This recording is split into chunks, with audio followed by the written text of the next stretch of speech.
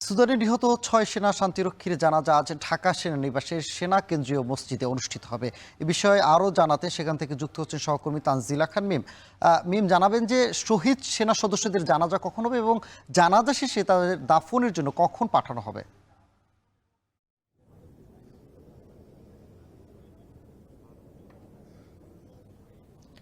সানি, সুদানে জাতিসংঘ শান্তিরক্ষা মিশনের সন্ত্রাসী ড্রোন হামলায় ৬ শান্তিরক্ষীর মরদেহ গতকালই কিন্তু ঢাকায় আনা হয়েছে এবং আর কিছুক্ষণ পরেই তাদের জানাজা অনুষ্ঠিত হবে। 8:30টায় জানাজা অনুষ্ঠিত হওয়ার কথা থাকলেও সেটি কিছুটা বিলম্ব হবে। তিন বাহিনীর প্রধান এই ঢাকা সেনানিবাসের সেনা কেন্দ্রীয় মসজিদে উপস্থিত হওয়ার পরই তাদের জানাজা শুরু হওয়ার কথা রয়েছে এবং তিন বাহিনীর পক্ষ থেকে তাদের ফুলেল শ্রদ্ধা জানানো হবে। সেই সঙ্গে প্রধান উপদেষ্টা এবং রাষ্ট্রপতির পক্ষ থেকেও কিন্তু ফুলেল শ্রদ্ধা জানানো হবে এই ৬ শান্তিরক্ষীকে এবং তার পরপরই তাদেরকে নিজ নিজ জেলায় যার যেখানে বাসস্থান সেখানে দাফনের উদ্দেশ্যে পাঠানো হবে।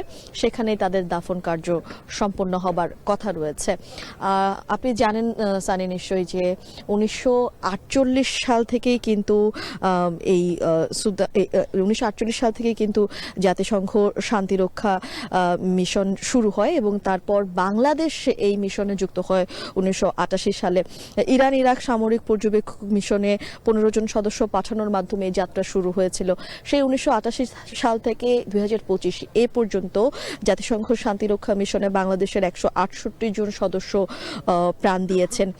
আর এই যে যেই সেনারা নিহত হয়েছেন এই জাতিসংঘের এবারে শান্তিরক্ষা মিশনে সুদানে, তাদের মধ্যে নাটোরের কর্পোরাল মোহাম্মদ মাসুদ রানা, কুড়িগ্রামের সৈনিক মোহাম্মদ মমিনুল ইসলাম এবং শান্ত মণ্ডল সৈনিক, রাজবাড়ির সৈনিক শামীম রেজা, কিশোরগঞ্জের মেস ওয়েটার মোহাম্মদ জাহাঙ্গীর আলম ও গাইবান্ধার একজন লন্ড্রি স্টাফ মোহাম্মদ সবুজ মিয়া রয়েছেন।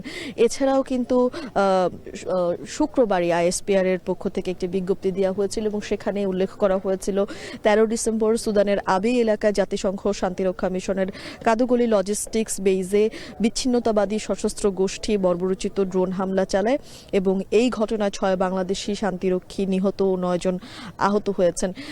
তাদেরকে গতকালই দেশে নিয়ে আসা হয়েছে এবং তারপর শাহজালাল আন্তর্জাতিক বিমানবন্দরে অবতরণ করার পর সেখান থেকে তাদেরকে গ্রহণ করা হয়। আর এছাড়াও কিন্তু যেই 9 জন আহত হয়েছেন তারা শান্তিরক্ষী কেনিয়ার নাইবরিয়ার আগা খান ইউনিভার্সিটি হাসপাতালে চিকিৎসাধীন অবস্থায় রয়েছেন। কয়েকজন চিকিৎসা শেষে ফিরেও গিয়েছেন এবং যারা এখনো চিকিৎসাধীন রয়েছেন তারা কেউ আর সংকটাপন্ন অবস্থায় নেই, তারা স্বাভাবিক সুস্থ রয়েছেন বলে চিকিৎসক জানিয়েছেন। আর এই এখন পর্যন্ত আসলে এইটুকুই জানা গেছে যে তাদেরকে এই জানাজা শেষ হলে তারপর নিজ নিজ জেলায় সেখানে যাদের বাসস্থান সেখানেই তাদেরকে দাফন করা হবে। সানি, এই ছিল এখন পর্যন্ত আমার কাছে সবশেষ। জানাজা শুরু হলে এবং তিন বাহিনীর প্রধান আসলে তারা নিশ্চয়ই কোনো শোক বার্তা দিবেন, তখন সে বিষয়ে আরো বিস্তারিত জানাবো।